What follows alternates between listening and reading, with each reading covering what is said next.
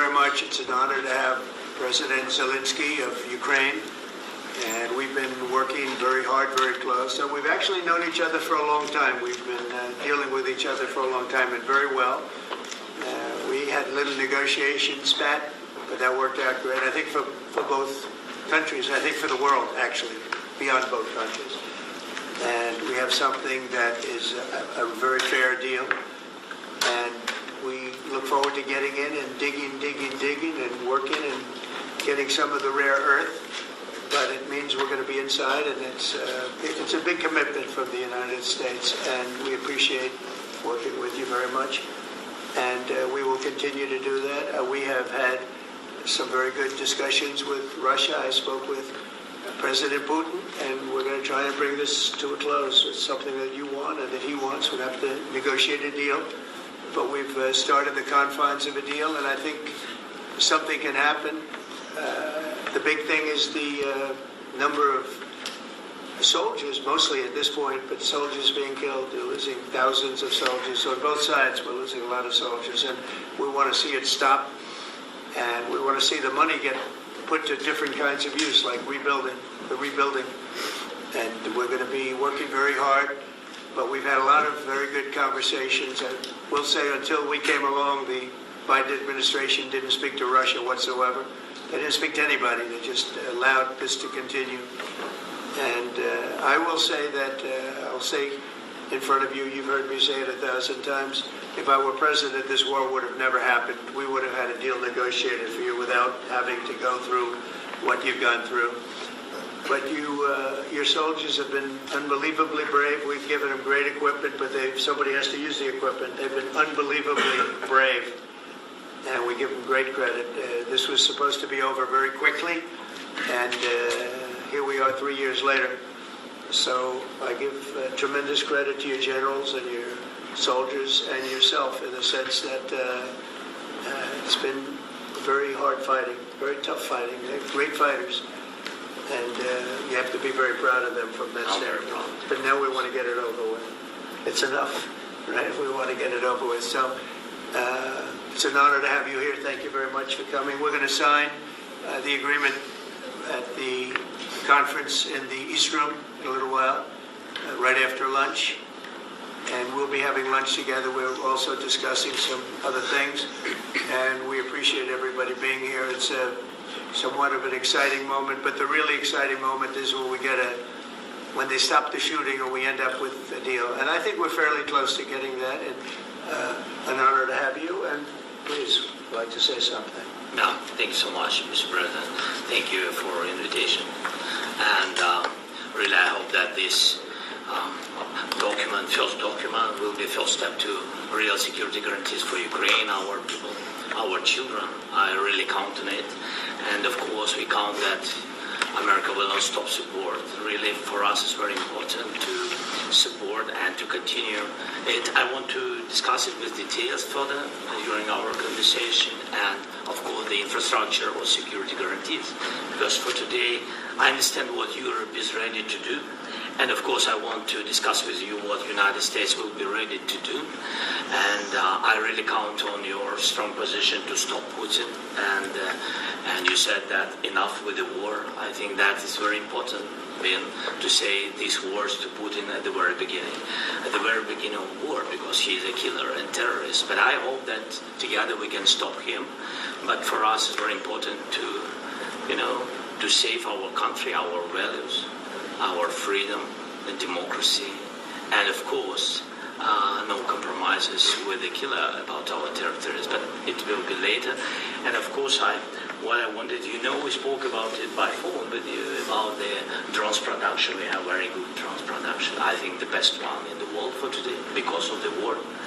Yes, and of course, we need very much the air defense. You have the best air defense in the world, and really you helped us under attacks of Russians, and I want to speak how we can exchange the licenses. We're open to share the licenses of all our drones with you, of course, with the United States, and we need licenses for quick production of air defense. Even after the war, we need our nation to be calm, that we are secure. So that's why we need this air shield. And of course, about this, I want to speak about the contingents, I think that France and UK already spoke to you, and we know that Europe is ready, but without the United States, they will not be ready to be as strong as we need. And the last point, last but not least, about exchange, about our people and children. And you know that these crazy Russians, that they stolen 20,000 of children, Ukrainian children. They changed their names. They changed their families, relatives, and now they're in Russia. We want to bring them back. And really, it's a big dream, task and goal for me. And our wars. By the way, Mr. we exchanged, released more than 4,000 warriors from Russian prison, but there are thousands more in the prison. I wanted to share with you some images. How it's just can I now? Yeah, Have I? please. Some minute, 1 minute. Just you to understand in what circumstances, in what situation they are, and what the attitude of Russia to our prisoners. That guys, just you before and after. You see before and after, just you to understand. Now thousands of such guys, ladies and men, there, and that so they don't eat, they beat them, and they they do a lot of bad things. So out of even during the war there are rules. Everybody knows there are rules during the war. These guys, they don't have any rules. You see that 50, 60 kilograms to them, and a lot of such things. And I didn't want to show you what the changes with images of children, because I will just share with you. And, I mean, it's looking tragic. Yeah, it's tough stuff. I wanted very much to give you, and you see. Yeah. This is pastor, by the way. They stolen pastors because it's not Russian church. They stolen pastors and moved pastors to the prison. At the end of last year, we brought 3 pastors. We could exchange them. And this is pastor, you see. Yeah, it's tough. Yeah, so I mean this I wanted to show you, and this. So thank you very much. We want to get that ended, right? Yeah, of course we will. I think we will. And We have to, of course. do you have any questions, please? Thank you, Mr. President. With how much money is the U.S. going to put into the fund that is being created today, and how does this provide long-term security for Ukraine? Well, we don't know exactly how much, because we're going to be putting some money in a fund that we're going to get from the raw earth that we're going to be taking and sharing in terms of revenue. So it's going to be a lot of money will be made from the sale and from the use of raw earth. And as you know, our country doesn't have much raw earth. We have a lot of oil and gas, but we don't have a lot of the raw earth. And what we do have is protected by the environmentalists, but that can be unprotected, but still it's not very much. They have among the best in the world in terms of raw earth. So we're going to be using it for all of the things we do, including AI and including weapons and the military, and it's really going to very much satisfy our needs. So it's something that just worked out really well. We have a lot of oil, and we have a lot of gas, we have a lot, but we don't have raw earth. So this has just about every component of the raw earth that we need for computers, for all of the things we do. And this puts us in great shape. And a long-term security for Ukraine. I think they're going to have great long. I think once we make the agreement, that's going to be 95% of it. They're not going to go back to fighting. I've spoken with President Putin, and I feel very strong. I've known him for a long time, and I feel very strongly that they're very serious about it. And we'll make a deal. And when the deal is made, I don't think we talk about security. Everyone's talking about the other day. All they talked about was security. I said, let me make the deal first. I have to make the deal first. I don't worry about security right now. We have to have a deal, because right now, last week, 2,000 soldiers died on both sides. 2,000, and they're losing 1,000, 2,000, 3,000 a week.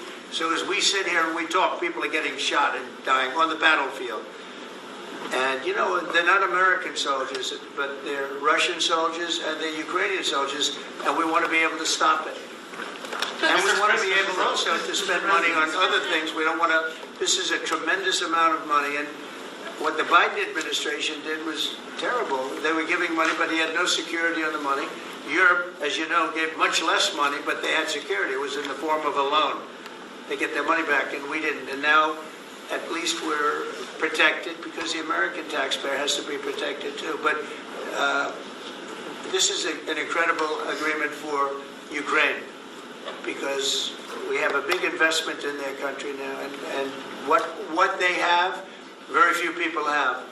And we're able to really go forward with very, very high-tech things and many other things, including weaponry that we're going to use in many locations, but that we need for our country. Mr. President, This allows us to do this. I'm sorry. Military aid. Yes, go ahead, please. If I can just, yes. In the document, there is one of the very important points. If we speak about business and investment, we never had LNG terminals in Ukraine. This document will open. I mean, the next document, but anyway, here we see in the framework, we see a really goodwill for this. LNG terminals for us is very important, and I think for security of European continent. We have the biggest storage, gas storage. We have the biggest in Europe. Yes, and we can use it. Use it for LNG. We use it for LNG, and we will do it. And really, we can help Europe because Europe really helped. President Trump said that they made less support, but yeah, our friends and they are our very supportive partners. They really gave a lot, Mr. President. They did. They gave a lot, but they gave much less. No. Much less. No.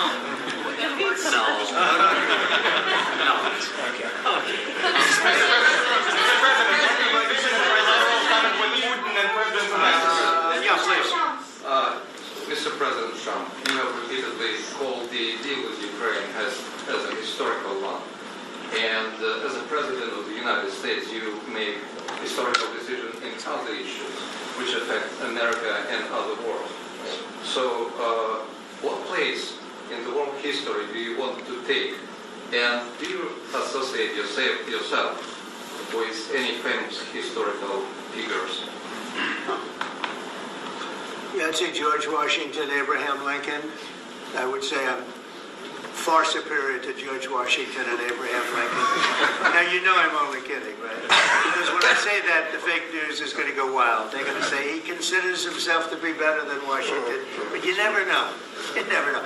I don't compare myself to anybody. I'm here to do a job. We've had a great 35 days or whatever it might be, a month, a little more than a month.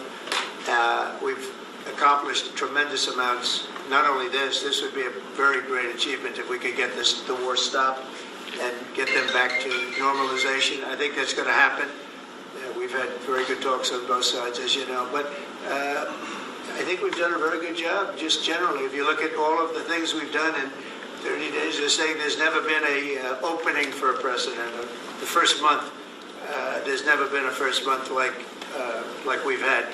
And this is one of the very important things. This, to me, is one of the most important things because we have tremendous death taking place as we speak, and I don't want to have that. You know, think of the parents, whether they're in Russia or Ukraine, think of the parents of all these people being killed needlessly. They came to our territory.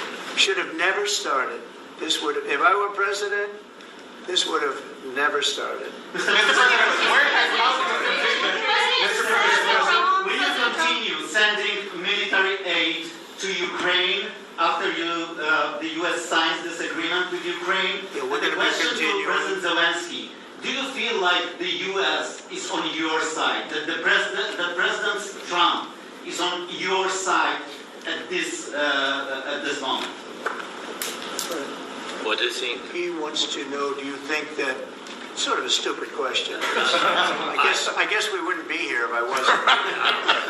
I think that the United States on our side from the very beginning of occupation, and I think that President Trump on our side, and of course, I'm sure that the United States President will not stop support. This is crucial for us. It's important for us. Yes. And Putin, the president speaks about the people and the soldiers which are dying, but they came to our territory, they came to our land. They began this war, and they have to stop. And I think this is the question, was really the most important question. Can President Trump, I hope yes, with some other allies, to stop Putin, withdraw these enemies, our enemy, withdraw these troops from our land? And I think that you asked about the history. I think that if President, or when, he will stop Putin, if President Trump will bring peace to our country, I think he will be on this wall. We've had very, very good talks.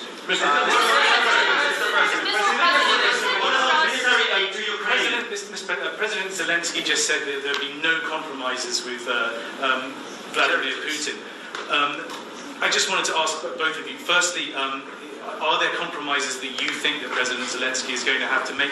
And President Zelensky, is there anything that you might be thinking that you may be able to offer or bring to the table, for example, elections? Thank you. I think you're going to have to always make compromises. You can't do any deals without compromises. So certainly he's going to have to make some compromises, but hopefully they won't be as big as some people think you're going to have to make. That's all. It's all we can do. I'm here as an arbitrator, as a mediator to a certain extent between two parties that have been very hostile. To put it mildly, they've been very hostile. This has been a vicious war. It's been a vicious war.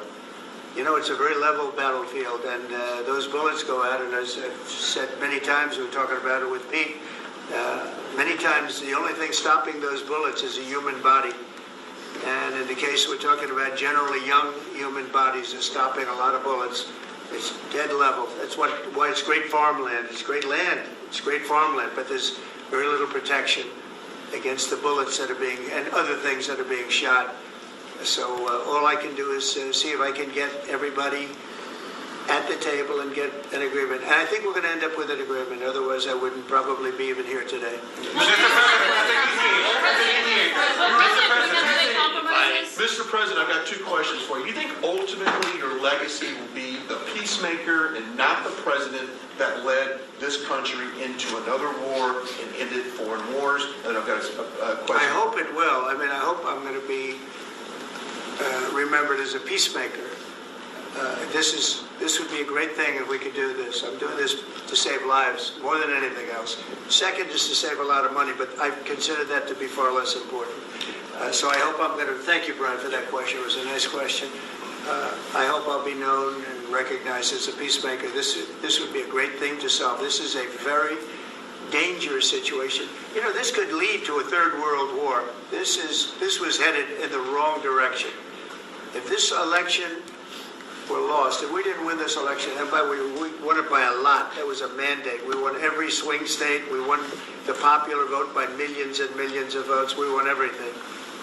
The districts, you look at the areas of red, take a look at a map. This was a big mandate, and this was one of the things. I said, we're going to get this thing settled. If we didn't win, I think this could have very well ended up in a third world war, and that would not have been a good situation. What was your second? And my second question for President Zelensky: why don't you wear a suit? Why don't you wear a suit? You're the highest level in this country's office, and you refuse to wear a suit. Just want to see if do you own a suit? Yeah, problems. A lot of Americans have problems with you not respecting the dignity of this office. I will wear a costume after this war will finish. Okay. Yes, maybe something like yours. Yes. That'd be great. Maybe something better. I don't know. We will see. Maybe something cheaper. Yeah. Thank you. Thank you. President Trump. Thank you, President Trump. You said yesterday. President, are you going to send more arms to Ukraine in case there's no peace? Yeah, we're going to have arms to Ukraine, yeah, sure. Hopefully I won't have to send very much, because hopefully we're going to have it finished. We're looking forward to finishing this quickly. We're not looking forward to sending a lot of arms. We're looking forward to getting the war finished so we can do other things. But we very much appreciate the agreement, because we needed what they had, and we're treating, our country is now treated fairly. Biden didn't do that. He didn't know what the hell he was doing. This should have never happened. This should have never started. But, sure, the answer is yes, but hopefully we won't have to send much because I'm looking forward to getting it done quickly, very quickly. Does that mean you'll provide security guarantees, Mr. President? I don't want to talk about security yet because I want to get the deal done. You know, you fall into the same trap like everybody else. A billion times you said over and over, I want to get the deal done. Security is so easy. That's about 2% of the problem. I'm not worried about security. I'm worried about getting the deal done. The security is the easy part. Security is very nice. Everybody stops shooting. And now will Europe put people there? I know France is going to. I know the UK is going to. I know other countries are going to, and they happen to be right next door. We haven't committed, but we could conceivably. You know, we have security in a different form. We'll have workers there digging, taking the raw earth so that we can create a lot of great product in this country. So in that sense, you have something, but we haven't determined that yet. I will say, in speaking to France and in speaking to, and they were here, as you know, last week and just the other day, they have committed to a lot of security. I don't think you're going to need much security. I think once this deal gets done, it's over. Russia's not going to want to go back, and nobody's going to want to go back. When this deal ends, I really believe this deal is going to be over. Question? Please go ahead. Thank you. Go ahead. Thank you so Mr. much. President, thank you. Thank you. President Macron and Keir Starmer at the White House this past week, both of whom praised your courage and conviction to lead the pathway towards peace. Yes. Part of that involved, though, re-engaging Russia in diplomatic relations, something that previous leaders lacked the conviction to do so. What gave you the moral courage and conviction to step forward and lead that? Well, I love this guy. Who are you with? One American News, sir. Well, that's why I like him. One American News does a great job. I like the question. I think it's a very good question. It's a pathway to peace. It's a pathway to getting something solved. And I feel that as the head of this country, I have an obligation to do that. Plus, you know, we're very much involved. We got involved.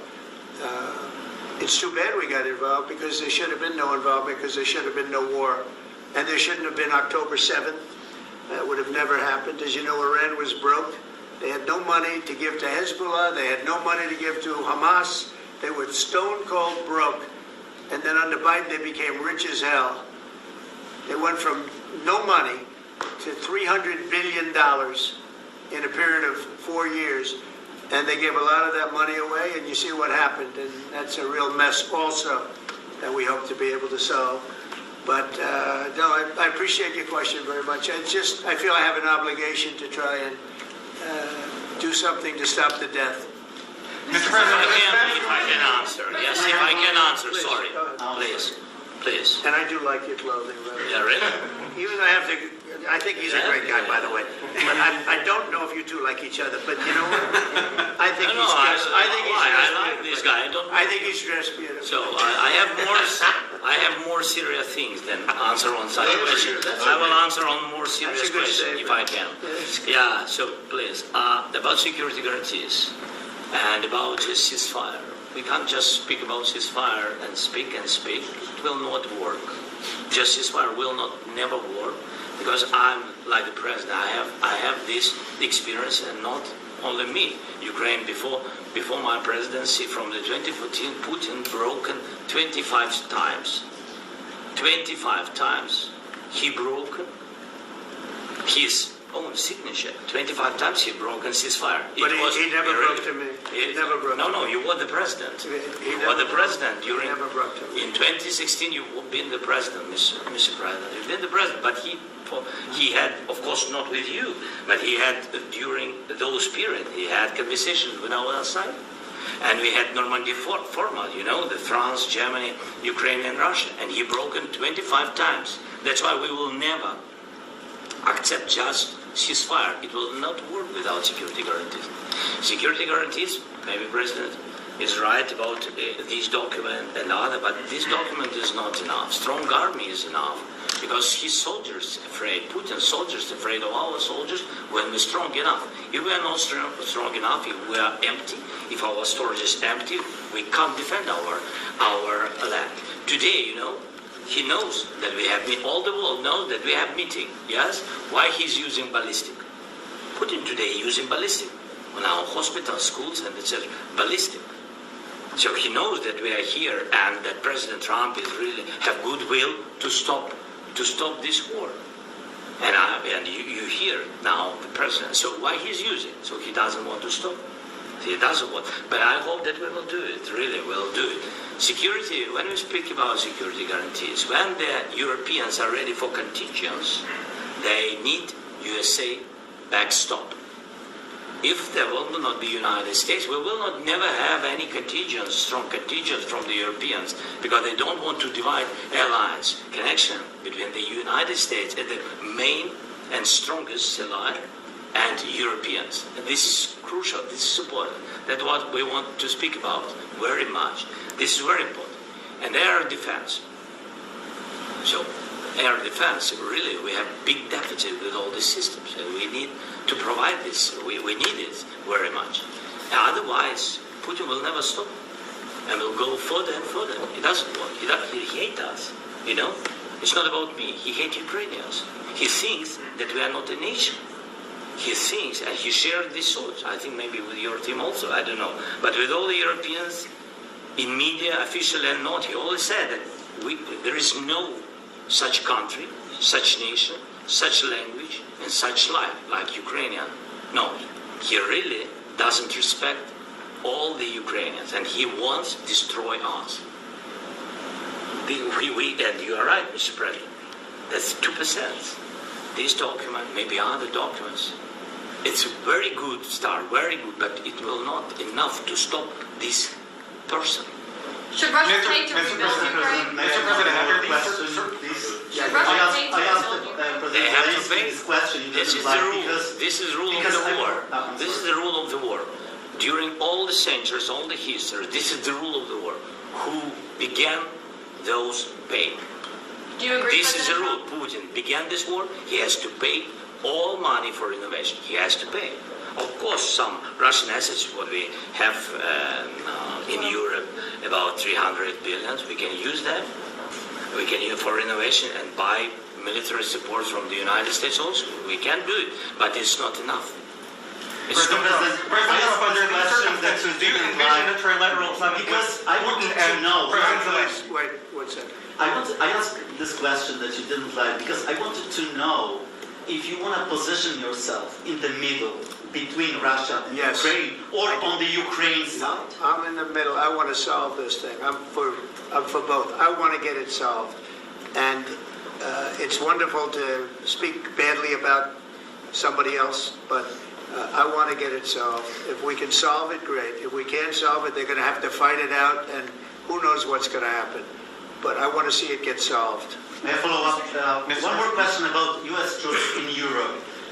After Russian invasion of Ukraine, your predecessor sent additional troops to Eastern Europe, including Poland, my country. Yeah. Are you committed to keeping these troops on the eastern flank of NATO in the future? I'm very committed to Poland. I think Poland has really stepped up and done a great job for NATO. As you know, they paid more than they had to. They are one of the finest groups of people I've ever known. I'm very committed to Poland. What about Baltics? Poland's in a tough neighborhood, you know. What about the Baltics? The Baltics, they got a lot of, it's a tough neighborhood too, but we're committed. We're going to be very committed, and we're committed to NATO. But NATO has to step up, and the Europeans have to step up more than they have. And I want to see them equalize, because they are in for far less than we're in, and they should be at least equal. You understand that? Why is the United States, we have an ocean in between, why is the United States in for so much more money and other things as Europe? With that being said, as you said, they've also been obviously very helpful. But we have put in far more than they have, and I think they should equalize. Mr. President, Please, go ahead. About the agreement again today, what changed between the first time that Secretary Vesen gave President Zelensky the agreement and today for the signing? We made a deal. So What was the I'm difference? just- Deciding factor? I'm a business person. We made a deal. That's what changed. Mr. President, I didn't think we were going to make a deal, and we ended up making the deal, so that changed. Mr. President, when and how do you envision a trilateral summit with President Zelensky and Putin I don't know, under but these well, circumstances? they don't like each other. I can tell you that. They do not like each other. It's not a love match. And it's unfortunate. That's why you're in this situation. The United States should not have allowed this to happen. Okay? The United States, run by a man that didn't know much, I'm going to be very nice, run by an incompetent person, very incompetent person, should never have allowed this to happen. I've stopped wars. I've stopped many wars. My people will tell you, I stopped wars that nobody ever heard about. I stopped wars before they ever started. You can look at some of, I could give you a lot of nations that would tell you right now they were probably going to war. I could tell you right now there's a nation thinking about going to war on something that nobody in this room has ever even heard about. Two smaller nations, but big, still big. And I think I've stopped it. But this should have never happened. Just a second. About any negotiations. Now, first of all, I want really to tell you, and I think that everybody understands that Ukraine, more than Ukrainians, nobody wants to stop this war. But at the future, any negotiations, it's understandable that two sides of the war, not Russia and the United States, because this is not the war between Russia and the United States. This is war of Russia against Ukraine and Ukrainian people. So these two sides will be at the anyway will be at the negotiation table. Then of course United States, like the strongest partner of the Ukraine, and of course Europe. I think Europe is very important. I want to speak about it with the president. Yes, Europe is very important for us because we really defend Europe for today. All Europeans really recognize that we are defending life and they have real life and our people are dying. That's why they helped us. And also it's about the need. Yes, between, like the president said, you have a big, nice ocean. Yes, between us. But if we will not stay, Russia will go further to Baltics and to Poland, by the way. But first to the Baltics. It's understandable for them because they've been in the USSR. You know, they've been one of the republics of the USSR, and Putin wants to bring them back to his empire. It's a fact. And when he will go there, if we will not stay, you will fight your American soldiers. It doesn't matter, do you have ocean or not, your soldiers will fight. Mr. President, would you be willing to visit Ukraine, maybe Kiev or Odessa, which is known to be at the Riviera of the Black Sea? It was my question. I'm sorry. I don't want to talk about Odessa. Let's not talk about Odessa. I want to talk about making a deal, getting peace. We don't have to talk about Odessa, but a lot of cities have been destroyed. A lot of cities that are not recognizable. There's not a building standing. No. And a lot of things. Mr. President, you have to come and to look. No. We have yes, a lot of things have been destroyed, but mostly cities alive and people work and children go to school. Sometimes it's very difficult. Sometimes closer to front line, children have to go to underground schools or online. But we live. Ukraine is fighting and Ukraine lives. This is very important. And maybe it's Putin is sharing this information that he destroyed us. But he lost 700,000 people, 700,000 soldiers. He lost everything. Yes. Sure. Mr. President, one more. I mentioned Poland. On the minerals deal, Please, Mr. go ahead. President, when did you last speak with President Putin? And what did he say that A couple of days ago. And what did he tell you that gave him the assurance that he wanted peace? Well, that's what I do. My whole life is deals. I know pretty good. And I've known him for a long time. I've dealt with him for a long time. He had to suffer through the Russia hoax. You know, Russia was a hoax. It was all Biden. It was nothing to do with him. So he had to suffer through that, and he was able to do that. I think that he wants to make a deal, and he'd like to see it end. That's all I do. That's what I do. My whole life, that's what I do is make deals. And I'm in the middle of a mess because this is a real mess. It's a very dangerous one. If this doesn't get solved now, it's not going to get solved for a long time. So I hope we're going to get it solved. In the back, please. Thank you, Mr. President. Prime Minister Starmer claimed repeatedly that his government believes in free speech and was not engaged in censorship. But his country's government arrests people for memes and thought crimes, and even more worrisome is pressuring American companies to censor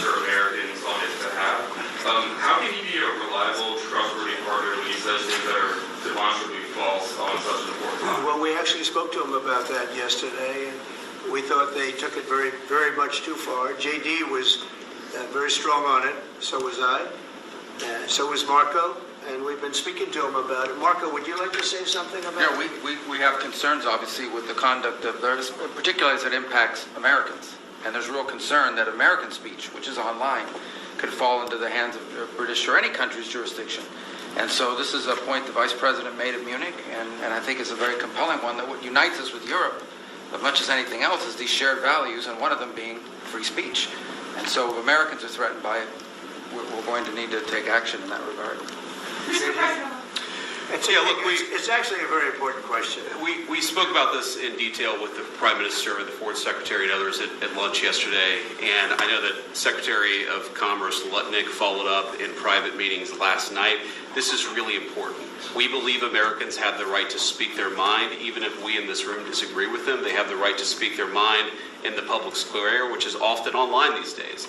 And we're going to defend that right as it pertains to American companies and American citizens vigorously if we have to. I do think that under the President's leadership, we're going to find common ground with our friends in the UK on this question, but it remains to be seen. The principle that will guide us is we believe in free speech in this country, and we'll fight for it for American citizens. Mr. President, is there any other oil and gas component to the deal? Is it all critical? A little bit.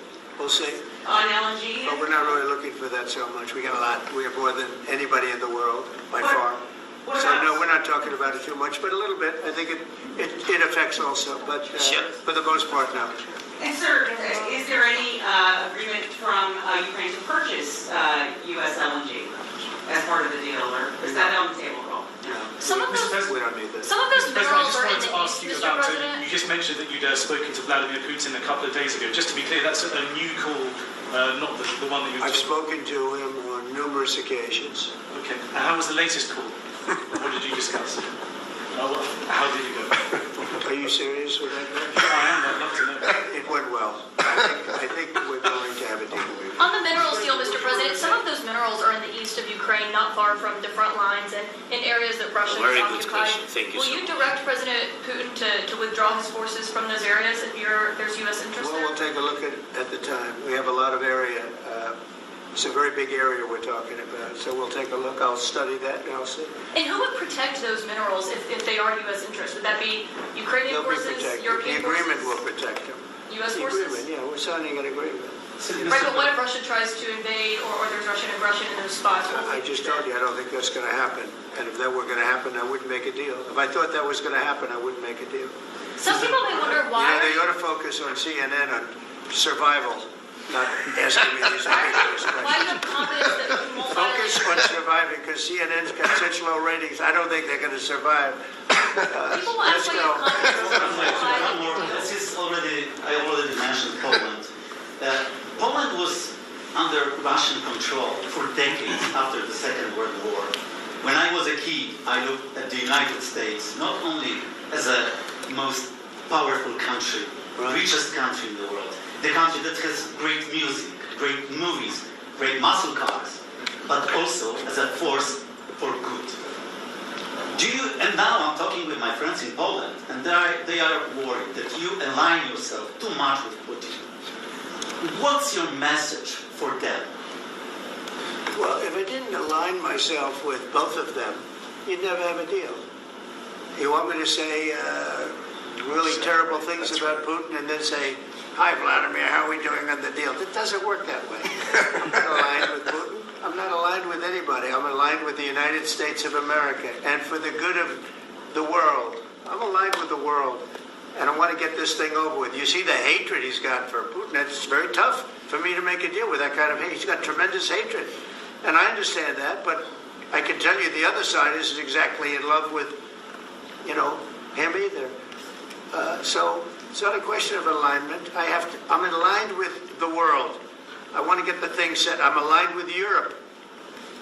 I want to see if we can get this thing done. You want me to be tough? I can be tougher than any human being you've ever seen. I'd be so tough.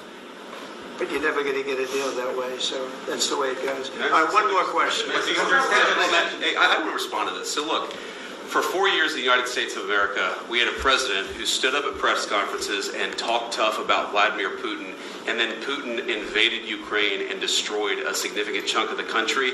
The path to peace and the path to prosperity is maybe engaging in diplomacy. We tried the pathway of Joe Biden of thumping our chest and pretending that the President of the United States' words mattered more than the President of the United States' actions. What makes America a good country is America engaging in diplomacy. That's what President Trump is doing. Can I ask you? Sure. Yeah? Yeah. Okay. So he occupied our parts, big parts of Ukraine, part of East and Crimea. So he occupied it on 2014. So during a lot of years, so I'm not speaking about just Biden, but those time was Obama, then President Obama, then President Trump, then President Biden, now the President Trump, and God bless, now President Trump will stop him. But during 2014, nobody stopped him. He just occupied and took. He killed people. You know what the contact 2015. 2014. 2014 and 2014. Yeah. So I was not here. Yeah, but that's exactly right. Yes, but during 2014 till 2022, the situation the same. The people have been dying on the contact line. Nobody stopped him.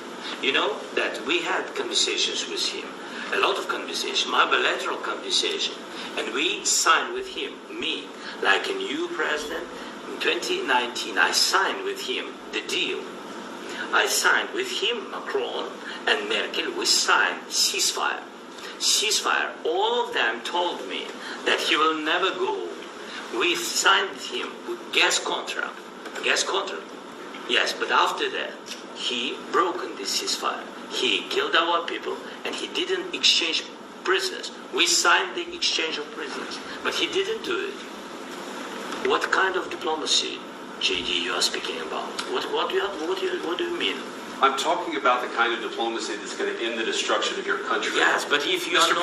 President, with respect, I think it's disrespectful for you to come to the Oval Office and try to litigate this in front of the American media. Right now, you guys are going around and forcing conscripts to the front lines because you have manpower problems. You should be thanking the President for trying to bring it into this conflict. Have you ever been to Ukraine that you say what problems we have? I have been to. Come once. I've actually watched and seen the stories, and I know what happens is you bring people, you bring them on a propaganda tour, Mr. President. Do you disagree that you've had problems? What? Bringing people into your military? We have problems. And do you think that it's respectful to come to the Oval Office of the United States of America and attack the administration that is trying to prevent the destruction of your country? A lot of questions. Let's start from the beginning. Sure. First of all, during the war, everybody has problems. Even you, but you have nice ocean and don't feel now, but you will feel it in the future. God bless. You don't know that. God bless. God bless. You will not have a war. Don't tell us what we're going to feel. We're trying to solve a problem. Don't tell us what we're going to feel. I'm not telling you. Because you're in no position to dictate that. That's Remember exactly what you're doing. You're in no position to dictate what we're going to feel. We're going to feel very good. You will feel influence. We're going to feel very good and very strong. You will feel influence. You're right now not in a very good position. You've allowed yourself to be in a very bad position, and he happens to be right about it. From the very beginning of the war. You're not in a good position. You don't have the cards right now. With us, you start having cards. Right now, you don't. You're playing cards. You're playing cards. You're gambling with the lives of millions of people. You're gambling with World War III. You're gambling with World War III.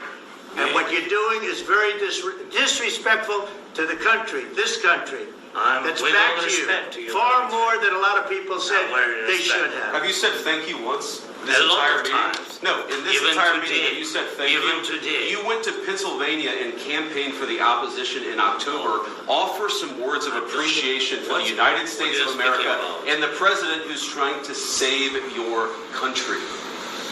Please, you think that if you will speak very loudly about the war, He's not speaking loudly. He's not speaking loudly. Your country is in big trouble. Can I Wait a minute. No, you've done a lot of talking. Your country is in big trouble. I know. You're not winning. I know. You're not winning this. you have a damn good chance of we are coming out staying, okay because of Mr. us. President, we are staying in our country, staying strong from the very beginning of the war. We've been alone, and we are thankful. I said thanks You haven't in been this alone. cabinet, You and not haven't been only alone. in this cabinet. We gave you, through I this said stupid president, $350 billion. You voted we gave for you your military equipment, You and you voted men for are your brave, but they had to use our military. What about if you didn't have our military equipment, You invited if me you to didn't have our military equipment, this war would have been over in 2 weeks. In 3 okay? days, I heard it from Putin. In 3 days, this is something Maybe new. less. In 2 weeks, of course, yes. It's going to be a very hard thing to do business like this. Again, I tell you. just say thank you. I said a lot of times Except to American people. Except that there are disagreements, and let's go litigate those disagreements rather than trying to fight it out of the American media when you're wrong.